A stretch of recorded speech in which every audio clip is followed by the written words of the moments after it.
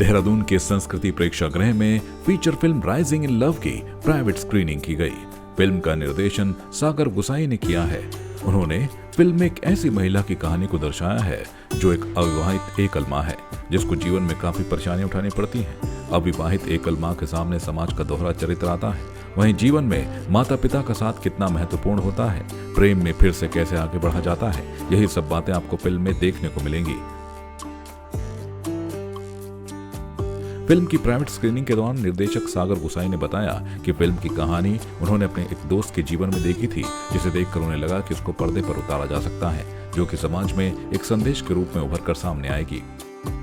देखिए कितना अच्छा लगता है ना जब आप ही के शहर में कोई मूवी शूट हो रही हो और उसी के बाद आप ही के शहर में उसकी प्राइवेट स्क्रीनिंग चल रही हो। जी हाँ, फिलहाल मैं एक मूवी की ही बात कर रही हूँ जिसका नाम है राइजिंग इन लव और उसके डायरेक्टर हैं सागर गुसाई सर। तो देखिए अभी यहाँ पर फिलहाल मूवी की शॉर्ट मूवी में उसको कह सकते हैं उसकी प्राइवेट स्क्रीनिंग चल रही थी, जो कि जेन्युइनली बहुत बहुत बहुत ज़्यादा अच्छी थी और हम सभी उसे देख के लिटिल बिट इमोशनल हो और हमें काफ़ी अच्छा भी लगा। तो पूरी मूवी के जितने भी कैरेक्टर्स हैं वो सब इस वक्त मेरे साथ मौजूद हैं और मैं जानना चाहूँगी सबसे पहले डायरेक्टर सर से, सागर जी मुझे ही बताइए कि राइजिंग इन लव इसके पीछे का मतलब क्या कारण है, ऐसा राइजिंग इन लव यही नाम क्यों, और उसके बाद जितने भी कैरेक्टर्स हैं हमने देखे सभी ने इतने बेहतरीन तरीके से अपना जो रोल है वो परफॉर्म किया और हम सभी को एक मैसेज दिया। तो आप क्या कुछ कहना चाहें?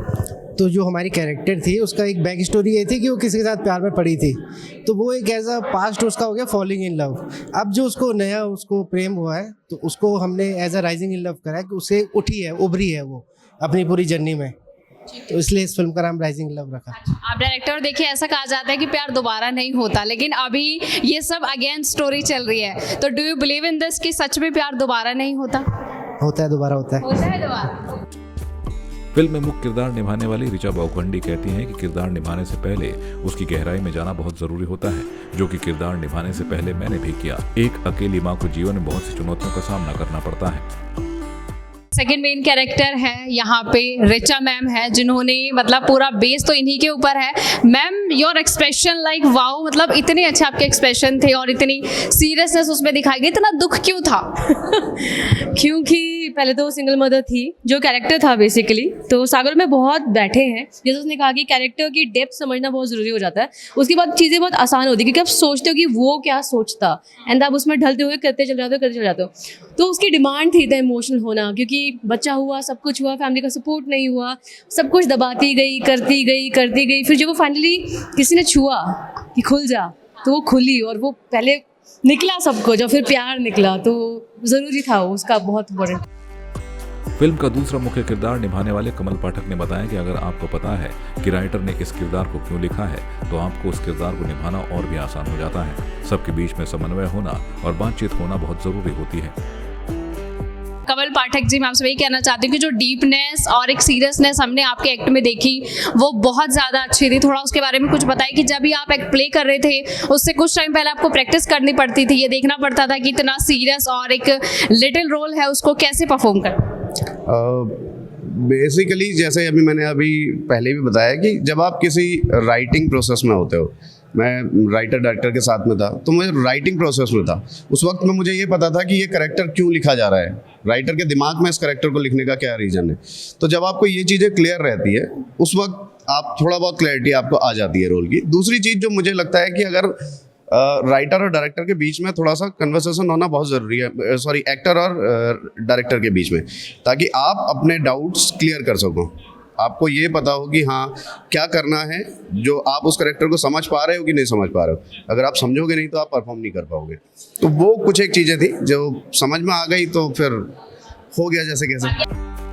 फिल्म में विलेन का किरदार निभाने वाले श्यामल का कहना है कि एक साइकोलॉजिकल किरदार था, जिसको उसी तरीके से निभाया भी गया है और हमारे समाज में भी ऐसे बहुत से किरदार हैं जिनको हमें अनदेखा नहीं करना चाहिए। की तरफ मूव करते हैं श्यामल जी, मुझे बताइए कैसा लग रहा है? आपने इतने थप्पड़ आपको मारे गए, ये क्या था? और आपका एक जो डायलॉग था कि good morning and good evening and good afternoon, आप इसी में थे, कैसा लग रहा है? ये जिस तरह का कैरेक्टर लिखा गया था, ये कैरेक्टर का बिल्डअप नहीं है, ये बहुत इनसिग्निफिकेंट कैरेक्टर है। रिप्रेजेंटेशन है कि हमारी सोसाइटी में ऐसे बहुत सारे इनसिग्निफिकेंट कैरेक्टर्स रहते हैं। पर वो हमारे दिमाग में हम उनको कितनी सिग्निफिकेंस, कितना अफेक्टेड होते हैं हम उनसे, उसकी कहानी है कि कहाँ वो पहले इग्नोर करना चाह रही थी, फिर उससे ट्रॉमेटाइज हुई और फाइनली वो उसे कन्फ्रंट करती है और उसे मारती है। तो वो जर्नी उस दूसरे कैरेक्टर की जर्नी है जो इस इनसिग्निफिकेंट कैरेक्टर को सिग्निफिकेंट बनाता है। वो साइकोलॉजिकल कैरेक्टर था, तो हमने उस पर साइकोलॉजिकली ही काम किया है। राइजिंग इन लव में बच्ची का किरदार निभाने वाली निष्ठा का कहना है कि उन्हें किरदार निभाकर बहुत खुशी हो रही है। साथ ही निष्ठा ने कहा कि हमारे जीवन में पिता एक बहुत महत्वपूर्ण भूमिका निभाते हैं, जो कि हर किसी को नसीब नहीं होता है। देखिए, पूरी मूवी का एक जो बेस बताया जाता है, ऋचा मैम जिसकी पेरेंटिंग कर रही थी वो यही बच्ची है जिसका नाम, आपका नाम बताइए। निष्ठा। सॉरी, निष्ठा थपलियाल। थोड़ा जोर से बोलिए, मूवी में बड़ी जोर से निष्ठा। निष्ठा। तो देखिए, निष्ठा की मदर थी जो सिंगल पेरेंट थी, वो पूरी तरीके से उनकी रिस्पॉन्सिबिलिटी उठा रही थी। कैसा लग रहा है आपको निष्ठा? बहुत अच्छा। बहुत अच्छा लग रहा है। कैसा लगा आपको ऋचा मैम के साथ काम करके और उस मूवी से आपको क्या सीखने को मिला? मुझे मैम के साथ तो बहुत मजा आया। हाँ। आपने फील किया कि एक पापा की कमी हम लोग फील करते हैं, ऐसा आपको फील हुआ? हाँ हुआ। थोड़ा स्ट्रांग कोई चाहिए। वहाँ से मना क्यों कर रहे थे कि मिलने नहीं जाना है किसी से? पर उन्होंने बोला था ना कि तुम, मुझे रिद्धि को किसी की जरूरत नहीं है। तो अब हम मूव करते हैं स्ट्रिक्ट फादर की तरफ। सर, मुझे बताइए कि क्यों आपने मैम के प्रति इतनी एक स्ट्रिक्टनेस दिखाई और बाद में उनको इतना रुलाया और आखिर आपको मानना ही पड़ा? आपके अंदर का जो वो गुस्सा था, और देखिए जब समाज में ये सब सच में हो रहा होता है और एक जो पेरेंट्स होते हैं हमारे, वो सच में फील कर पा रहे होते हैं, आप उसको किस तरह से बताइए? देखिए, जो मेरा कैरेक्टर जो उसमें था, वो जो समाज का जो पोर्ट्रेल जो आजकल है उस तरीके से था कि पिता उससे प्यार बहुत करता है, लेकिन जो समाज का प्रेशर जो होता है, जो कि बहुत रियल तरीके से सागर ने जैसे कि उसको पोर्ट्रे किया कि समाज कहीं ना कहीं चीज़ों को इतनी जल्दी से एक्सेप्ट नहीं करता। खासतौर से आजकल जब हम लिव इन रिलेशनशिप की बात करते हैं तो वहाँ पर जब इस तरह की चीज़ें चलती हैं, और इसमें भी बहुत सारी बहस हमेशा अलग अलग छिड़ी हुई है, तो उसी को पोर्ट्रे करने की कोशिश की गई है कि माँ बाप जो बच्चों को जब पढ़ा लिखा जाते हैं और उसके बाद जिस तरीके से उनसे जो गलतियाँ होती हैं या उनके जो डिसीजन होते हैं वो कभी और फेवर होते हैं, फेल होते हैं या सक्सेसफुल होते हैं, तो उसको पोर्ट्रे कराने की हमने कोशिश की। और दुविधा में जो फादर होते हैं और धीरे धीरे जब वो देखते हैं कि बच्ची जो कर रही है वो कहीं ना कहीं गलत नहीं है, उसने एक स्टेप लिया जो उसका फेल हुआ, लेकिन उसके बाद जो अगले स्टेप की जब वो तरफ जो पड़ी वो, तो फादर ने उसको सपोर्ट किया। जो मदर का जो कैरेक्टर जिस तरह से आया कि वो जो एक चिंता माँ की होती है, जिसको मितिशा जी ने बहुत खूबसूरती से प्ले किया, तो समाज की कहीं ना कहीं हमने दुविधा दिखाई है। मैम ने रोल प्ले किया है ऋचा मैम की मदर का, और उसके बाद आपने इतने ताने जड़े हैं मैम को, इतने ज्यादा ताने आप लोग आपने दिए हैं। क्या सच में आपके अंदर एक माँ होने के नाते वो गुस्सा था? और अगर वो गुस्सा था तो अभी जब समाज में आप उन औरतों को बताना चाहेंगे जिनकी बेटियों के साथ ऐसा हो जाता है और वो सिंगल पेरेंटिंग करते हैं, उसके लिए मैम आप क्या कहें?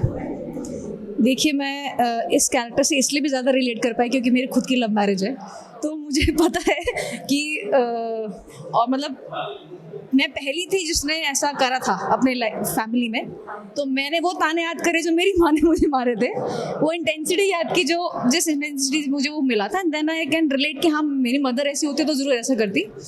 तो मैंने ऑब्वियसली अपने कैरेक्टर को अपनी मदर से बहुत रिलेट किया है। बिकॉज ऑफ, क्या कहेंगी उन औरतों को जो समाज में माँ प्यार जरूर करती है लेकिन एक समाज की वजह से उसको जो स्ट्रिक्ट होना पड़ता है अपने बच्चों के लिए, उसमें थोड़ी सी नरमी कैसे? देखिए, जैसे सर के डायलॉग्स में भी था कि हाँ पेरेंट्स कभी बच्चों का बुरा नहीं चाहते, तो वो है, पेरेंट्स कभी बुरा नहीं चाहते हैं और वही चाहते कि हाँ बच्चे स्ट्रांग बने।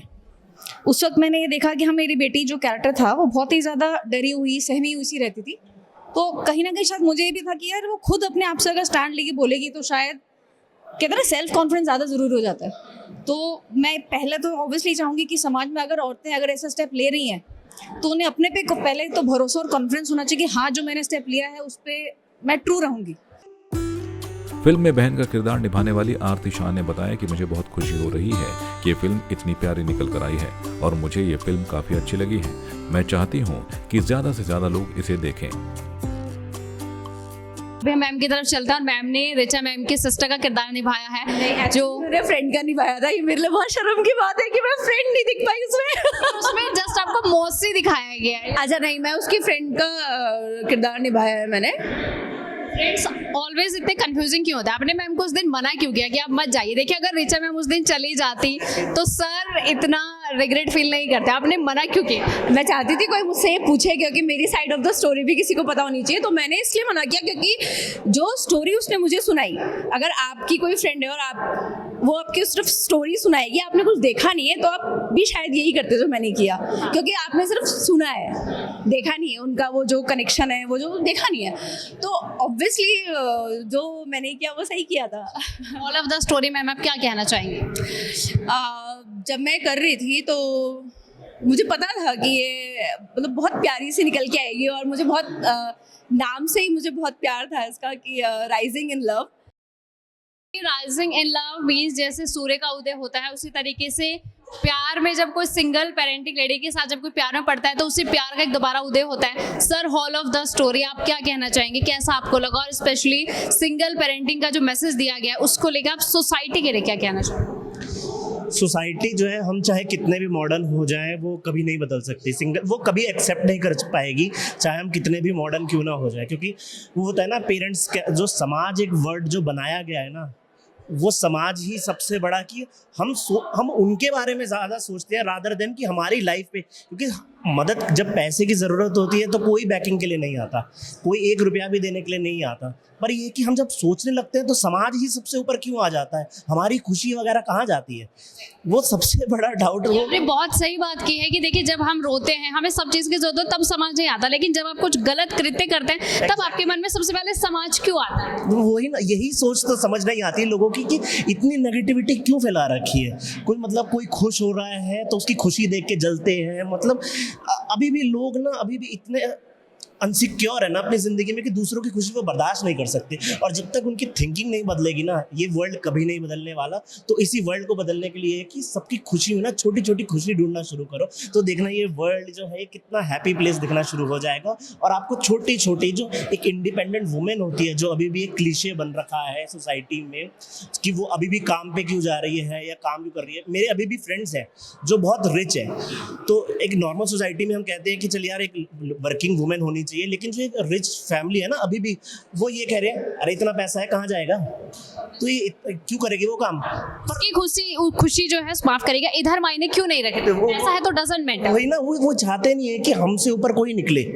वो ये जब तक वो कहते हैं ना सिंगल पेरेंटिंग जो उसमें दिखाया, कमल ने जो किरदार करा है, वो क्या होती है ना एक फ्रीक्वेंसी। एक रिलेशनशिप में जब तक वो एक फ्रीक्वेंसी मैच नहीं करेगी, प्यार दोबारा भी हो सकता है पर वही दोबारा तभी होगा जब आप एक दूसरे को समझोगे, वो फ्रीक्वेंसी आपकी मैच करेगी। अगर आप ये सोच के करोगे कि मेरे पहला ऐसा था वही मुझे अब चाहिए, तो वो कभी नहीं होगा। आपको वो फ्रीक्वेंसी मैच करनी पड़ेगी, वो एक दूसरे को कंफर्ट फील कराना पड़ेगा। और जब आप वो कंफर्ट उसको फील करा दोगे तो सोसाइटी जाए भाड़ में, कोई मैटर नहीं करता है, क्योंकि सेम थिंग जरूरी नहीं है दोबारा भी हो। और बहुत मैं कहना चाहूँगा सागर गोसाई जी ने बहुत प्यारी पिक्चर बनाई है, मैं चाहूँगा ये सबको देखनी चाहिए। देखिए हमारा भी यही मैसेज है कि सिंगल पेरेंटिंग को लेके जो मैसेज दिया गया है उसको ज़्यादा से ज़्यादा आप लोग देखिए और समाज में थोड़ी सी जागरूकता फैलाने की कोशिश करिए कि सिंगल पेरेंटिंग एक ब्लेम ही नहीं होता, एक रिस्पॉन्सिबिलिटी भी होती है एक बच्चे की। अभी फिलहाल हम संस्कृति प्रेक्षागृह में मौजूद है जहाँ पे प्राइवेट स्क्रीनिंग चल रही थी, और ज़्यादा से ज़्यादा इस शॉर्ट मूवी को आप जितना हो सके देखिए और समाज में एक मैसेज ज़रूर फैलाइए।